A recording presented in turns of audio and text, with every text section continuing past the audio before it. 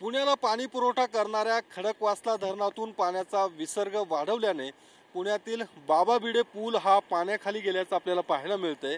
शनिवारी रात्री भिडे पूल हा पाण्याखाली गेलेला आहे। आज जवळपास 4 दिवस झालेले आहेत आणि भिडे पूल हा पाण्याखालीच आहे आणि या संपूर्ण पावसाळ्यातल्या सीझन मधला चौथ्यांदा बाबा भिडे पूल हा पाण्याखाली गेल्याचं आपल्याला पाहायला मिळतंय।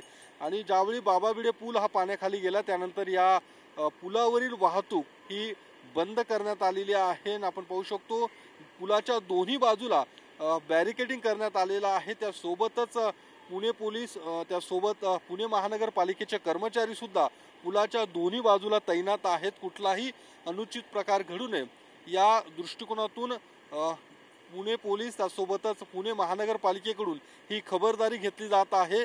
त्यासोबतच पुलाला लागून असणारे जे काही सर्व्हिस रोड आहेत त्या रोडवरील सुद्धा वाहतूक बंद ठेवण्यात आलेली आहे आणि महानगरपालिकेकडून त्यासोबतच जलसंपदा विभागाकडून नदीकाठच्या गावांना नागरिकांना सतर्कतेचा इशारा देण्यात आलेला आहे।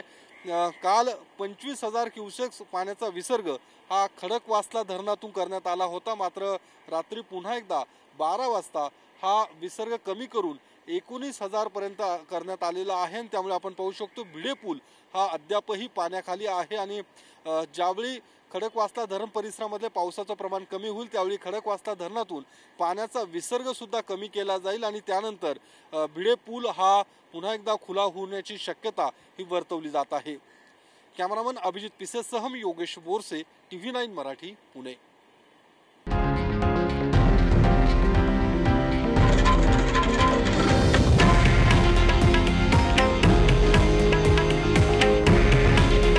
हे आहे देशातील नंबर 1 न्यूज नेटवर्क आणि आपण पाहत आहात TV9 मराठी। काळजी तुमची, हित महाराष्ट्राचं।